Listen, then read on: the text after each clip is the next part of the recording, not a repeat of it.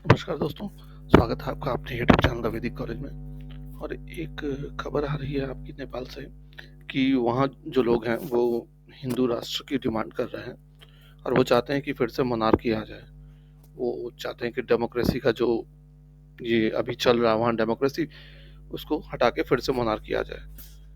हालांकि डेमोक्रेसी वहाँ बहुत पुरानी नहीं है, ठीक है। 2008 में ही डेमोक्रेसी वहाँ आई है, उससे पहले मोनार्की ही चलती रही है सालों से, शताब्दियों से। और डेमोक्रेसी आने से पहले जो नेपाल था वो अपने आप को हिंदू राष्ट्र बताता था। हालांकि इंडिया भी हिंदू राष्ट्र है, लेकिन हिंदू इंडिया को एज अ सेकुलर बोला जाता है, एज पर कॉन्स्टिट्यूशन, है ना। इंडिया एक सेकुलर कंट्री है। और वहाँ भी जब डेमोक्रेसी आई तो वहाँ भी उन्होंने सेकुलर कर दिया कि सेकुलर स्टेट है। बट एक बार फिर से वहाँ आवाज उठ रही है कि हमें डेमोक्रेसी नहीं चाहिए, हमें फिर से मोनार्की चाहिए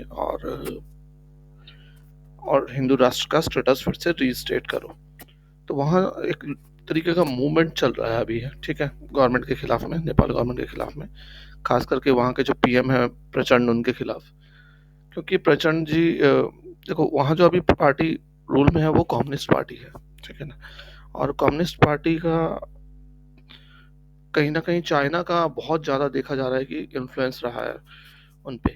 और हाल फिलहाल में चाइना और नेपाल के रिश्ते बहुत अच्छे रहे हैं और उसने बहुत सारा इन्वेस्टमेंट भी वहाँ किया है। लेकिन वहाँ की जनता कहीं ना कहीं इस बात को लेकर के खुश नहीं है, क्योंकि चाइनीज गवर्नमेंट का एग्रेसिव नेचर देख करके वहाँ की जनता चाहती है कि यहाँ से चाइनीज इन्फ्लुएंस कम हो। और चाइनीज इन्फ्लुएंस के अंडर आकर के नेपाल ने कई बार ऐसे ऐसे स्टेटमेंट्स निकाले, इवन मैप वैप भी निकाला था बीच में, जिससे इंडिया और नेपाल का रिलेशन भी कभी कभी टेंस हो जाता है बीच बीच में। हालांकि अंडरस्टैंडिंग बहुत है, इतने सालों से देश एक दूसरे के साथ रहे हैं तो बहुत ज़्यादा अंडरस्टैंडिंग है, तो प्रॉब्लम सॉल्व हो जाती है। बट कहीं ना कहीं मनमुटाव रहा बीच में, एक आधा साल जो बीच का रहा है। तो वहाँ एक अभी जो मूवमेंट चल रहा है उसके लीडर हैं दुर्गा प्रसाई। और उन उनका पूरा जो फॉलोअर्स हैं वो लोग काठमांडू में आ गए थे पूरे देश से, और प्रोटेस्ट कर रहे थे गवर्नमेंट के खिलाफ कि आप डेमोक्रेसी हटाइए और हिंदू राष्ट्र का स्टेटस रीइंस्टेट करिए। तो गवर्नमेंट ने, नेपाल गवर्नमेंट ने उनको हाउस अरेस्ट कर लिया था। और यहाँ तक कि उनके घर की लाइट भी काट दी गई ताकि वो किसी से कम्युनिकेट नहीं कर पाए। और जहाँ जहाँ उनके जो फॉलोअर्स थे उनको पकड़ के अरेस्ट भी किया गया, कईयों को, ठीक। वहाँ के जो पुराने डिप्टी प्राइम मिनिस्टर थे राजेंद्र लिंगडन जी, उन्होंने भी मीन अब जो फिलहाल के जो गवर्नमेंट की पॉलिसी है उसके निंदा की है। और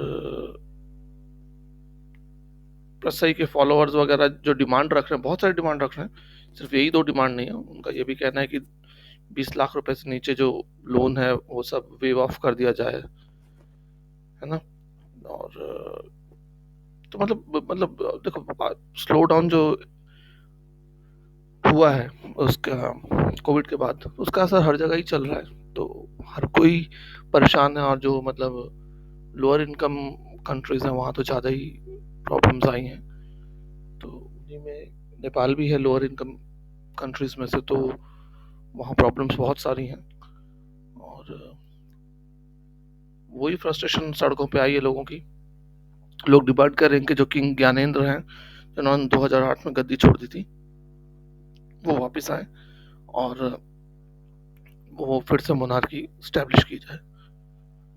तो ये एक खबर आ रही थी नेपाल से, तो मुझे लगा आप तक शेयर करूं। तो थैंक्स फॉर वॉचिंग। अगर आप चैनल पर न्यू हैं तो हमें लाइक और सब्सक्राइब जरूर करें। जय हिंद।